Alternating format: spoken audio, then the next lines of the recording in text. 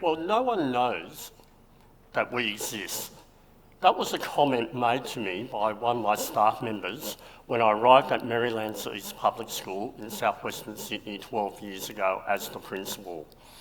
It was a comment that indicated that no one really cared about the way our children learn and what knowledge skills they were bringing to our school. We also knew that as much as we tried in lifting the literacy and the numeracy results of our students, it seemed like we were chasing ourselves and we were never ever catching up. Soon after 2005, the federal government announced the digital education revolution. High school students received a laptop, and we thought there was going to be this amazing plethora of digital transformation that was going to take place. We saw lots of PowerPoints and word processing above pencil and paper. However, we knew that we also had to start our digital revolution ourselves, otherwise we would be left behind. That's where our journey began. We went out of our school to look at industry. We saw some of the most amazing things that were happening in industry, how people were using disruptive technology to transform the way they were working. We saw some of the most amazing work environments where people can create and flourish in a lovely environment. And then we looked back at our school, and our school was last century. We looked at what we were doing, and we weren't preparing students for the future, we were preparing students for the past. We also looked at international data, and we didn't see Australia right up the top of the world, despite the digital transformation that was happening. So what is it with technology? We knew from the onset that having a lot of technology doesn't make a difference.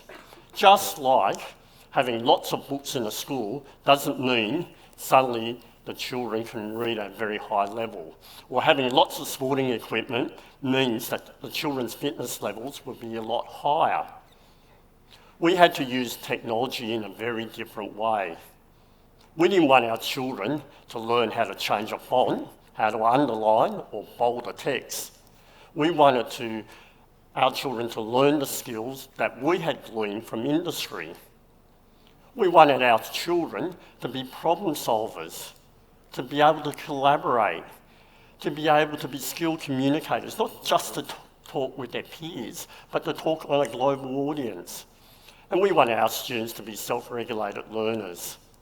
That is, we want the children to be able to find their own knowledge and their skills and use platforms like YouTube as part of their learning. To do this, we had to transform our school.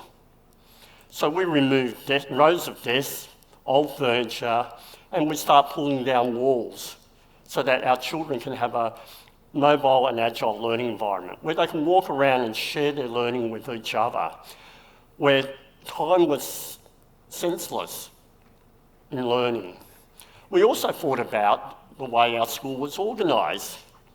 Remember when you went to school and you had bells? Bells to tell you when to start school. Bells went to tell you when to eat, like recess or lunch. Bells went to tell you to stop. And in some cases, some of you might have had bells to tell you when to go to the toilet. Almost like a prison. But we removed all our bells from our school so that way learning becomes seamless and that people don't stop just because of a bell. We thought very hard about how we were going to do things in our school and the pedagogy or the teaching practices of our teachers. We use now technology in a very multifaceted way. We have a strategy called project-based learning. Now, when you went to school, a project means we hand the teacher a piece of cardboard and they would mark it out of 10 and you would feel good about yourself or not. Project-based learning is totally different. It is about authentic problem solving and making real social change. Let me give you an example. Last year, on the day when our students were sitting for a national assessment, and they had to write a persuasive text. Some of you might know it as NAPLAN. On the same day, our students went down to the local council, and they had been doing some work about facilities for children in our community. And they were able to convince our local council to build an aquatic centre. So let's have a look at this. Who is the more persuasive? A student that gets full marks or high marks in a writing assessment, or students that can convince a local council to build a multi-million-dollar pool? And we know the answer for that.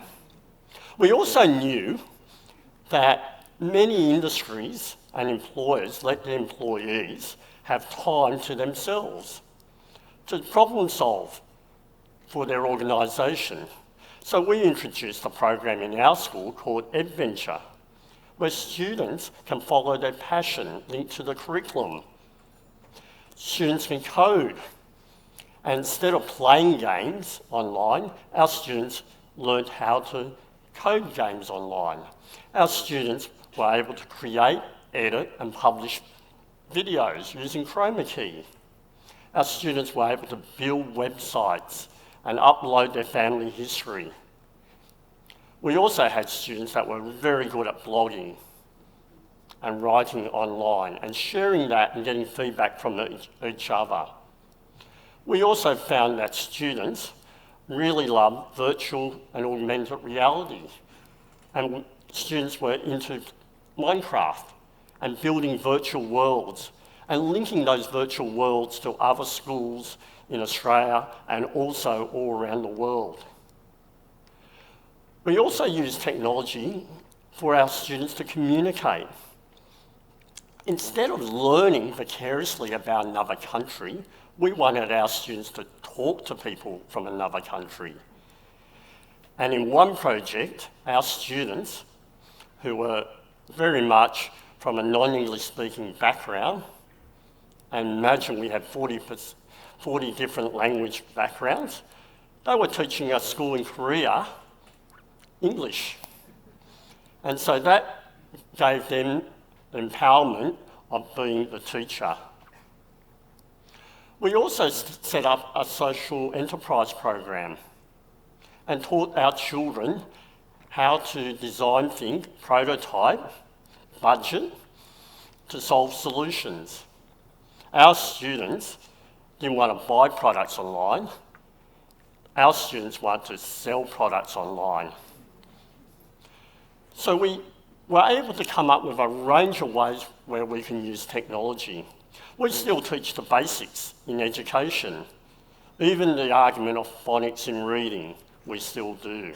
However, we take our learning and our knowledge and skills for our students out into the community.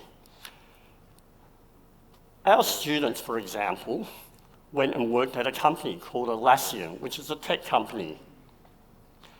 These children are 5 to 12 years old, and they went to work for Atlassian on pro bono.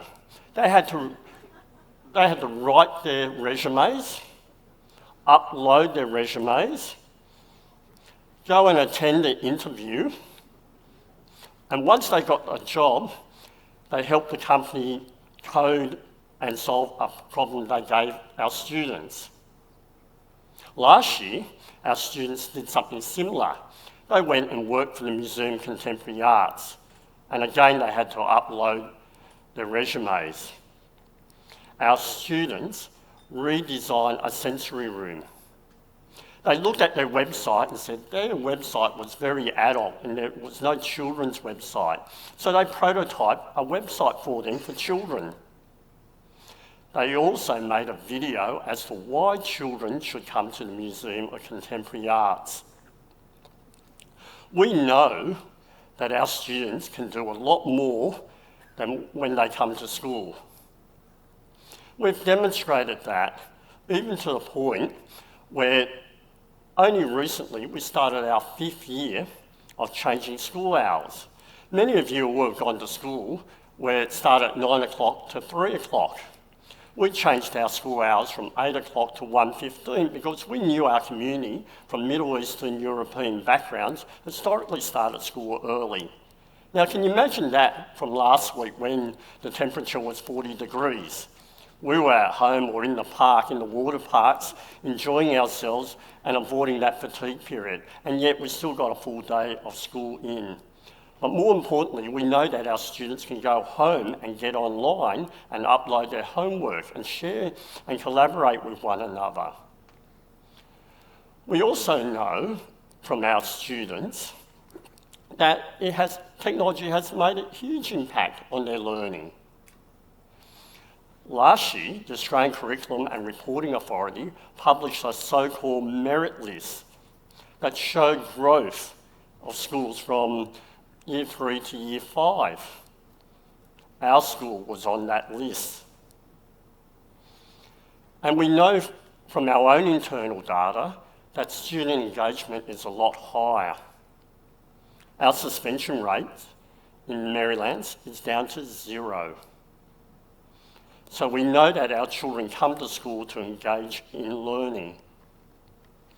We know that technology has made a huge impact on our students. We know our students are creating the future for themselves. We know now that our students can learn anytime, anywhere, and with anyone.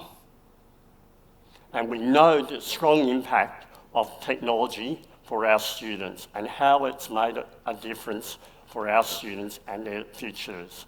Thank you very much.